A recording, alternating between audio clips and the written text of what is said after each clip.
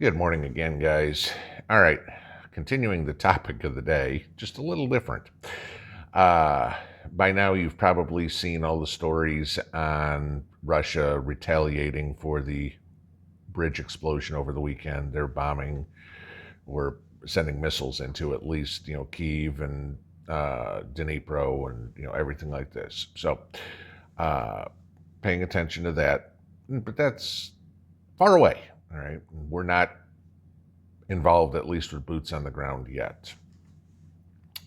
More importantly, is what the talk is in the United States. Now, we are a month and a day, or 4 weeks and a day, from the 2022 midterms. And I've said many times that that's going to be a tipping point for the future of the country. Because y'all know if the Republicans win, the Democrats are going to pitch a huge fit. If the Democrats win, all you're going to hear from the Republican side is cheat, cheat, cheat. Okay. So you're going to have those fringe elements, those Antifa, those BLM, and God knows on the other side what's going to happen, how it happens. Angry people, let's put it this way, and anger is boiling in this country, if y'all haven't noticed, okay? So in digging around this morning, I found a very interesting comment that was made, and I want to go over this with you, because this is the mindset of a liberal, okay? A gentleman by the name of Kevin Ackerman wrote this. I have no idea who he is. A modern civil war would be difficult to set up without deciding who would fight who. I'll agree. A civil war would be very unlikely to happen today, though if it were to happen, it would most likely be conservatives versus liberals, debatably the largest cultural divide that exists in our country. I will absolutely agree with this. I've said this forever. This is where this guy goes completely off the rails. Now, I understand that anybody in a fight, in a war, in whatever, thinks they can win. Okay, Zelensky thinks he can beat Putin. Joe Frazier thought he could beat Muhammad Ali. Whatever would be. I mean, you always go in thinking you're going to win. Nobody ever goes into a fight, goes into a war, and goes, "Yep, I hope I lose." Okay.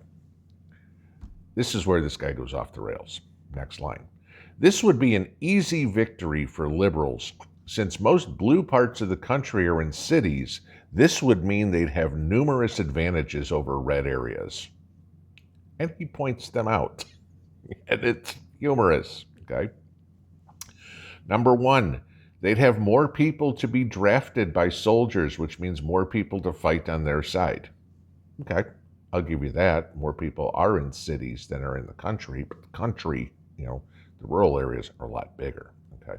But yeah, if you want to compare the population of Chicago to the population of the rest of Illinois, sure, Chicago's got more people, no question, okay?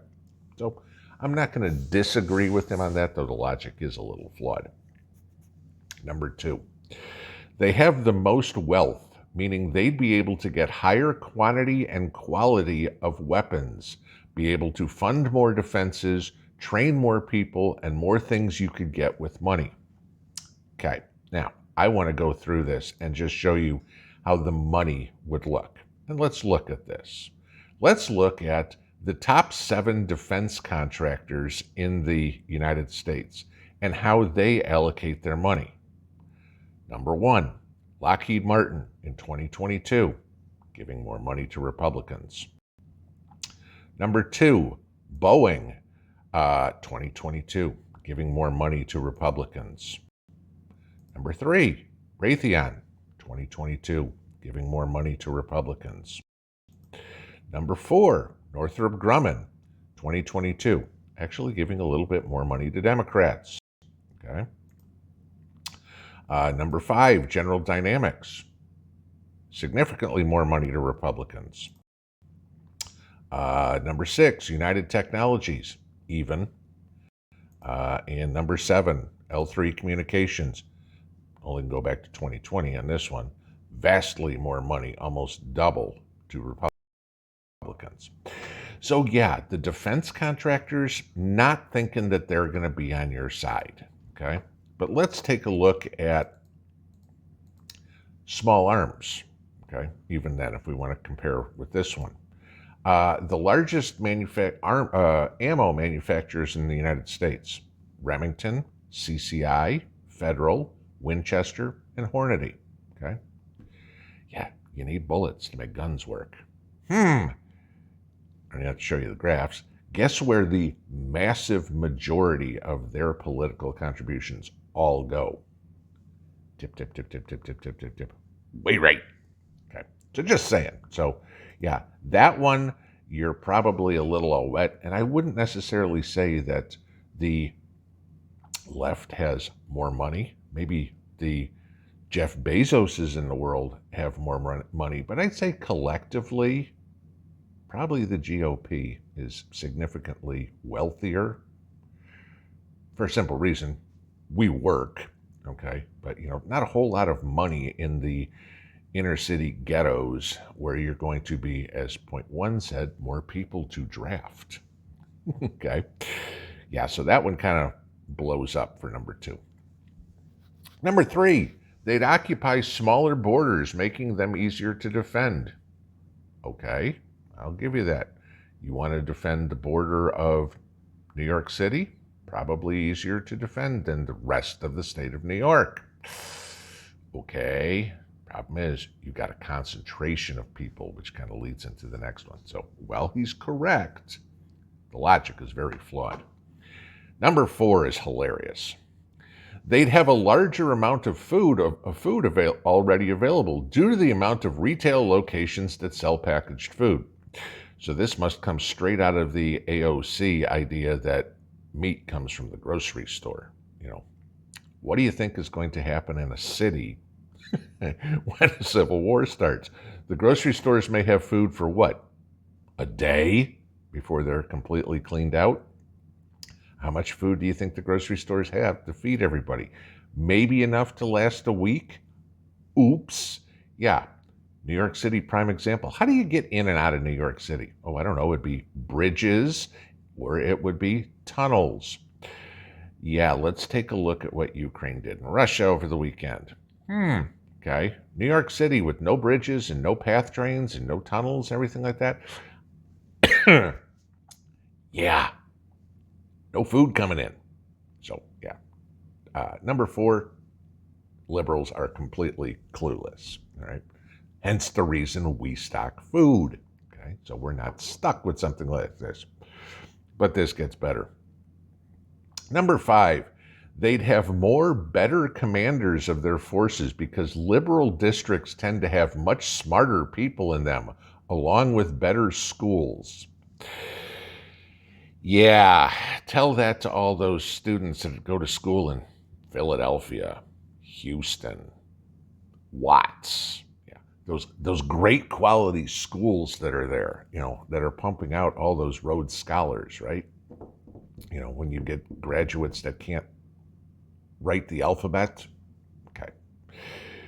Not quite what I'm thinking is accurate. Oh, we keep going. Number 6, they have larger police forces. Police would make great soldiers due to their experience and access to larger, more expensive weapons and gears. They could help train drafted soldiers. Yeah, remind me again which side was saying defund the police? Just because you're a cop in New York does not mean you're a liberal. Just because you're a cop in Chicago does not mean you're a liberal. Like the military, a majority of or let's not say a majority, more personnel are conservative than they are liberal. So yeah, don't count on all those cops being on your side just because they're NYPD, okay?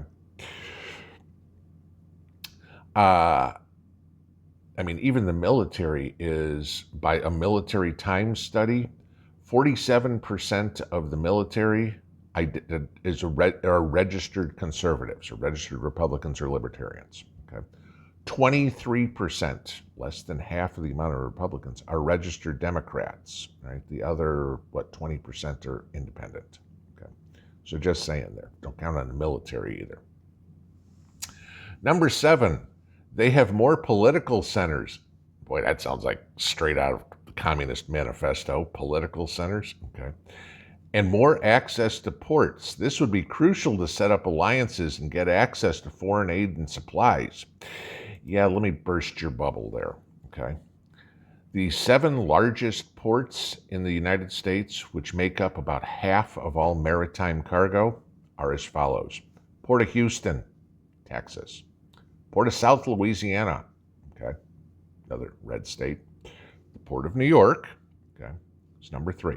Port of Corpus Christi, back to Texas we go. Port of Beaumont, oh, back to Texas again. The Port of New Orleans, still Louisiana hasn't changed from a red state. And the Port of Long Beach, California. Yeah, okay, so the top 7 ports, 2 are liberal on opposite sides of the country in New York and California. You may keep that territory. No offense, dude, but a whole lot of conservatives that really give a rat's ass about coastal California or New York City. They could fall into the ocean and we wouldn't care. Just saying. All right. And then his last one, which is liberals would have more access to factories to produce stuff. Sure. You know what? You can get your purple hair dye, you can get your nose rings, you can get your sex toys, you can get your cross-dressing stuff, your rainbow flags, right? Okay. More access to factories to produce stuff. Remind me again how much stuff is produced in the United States. Oh, that would be about that much. Okay. Yeah. This is the liberal mindset, guys. Okay. I'm not saying that it's going to be a walk in the park or anything like that. But if this is the logic that somebody actually wrote an article about and was willing to put this on paper, if this is the logic of the liberal left, hell, this guy needs to go on Morning Joe and sit down and talk with Mika, okay? Because way out there. If this is what they think, it ain't going to be as bad as we think. Pinball out.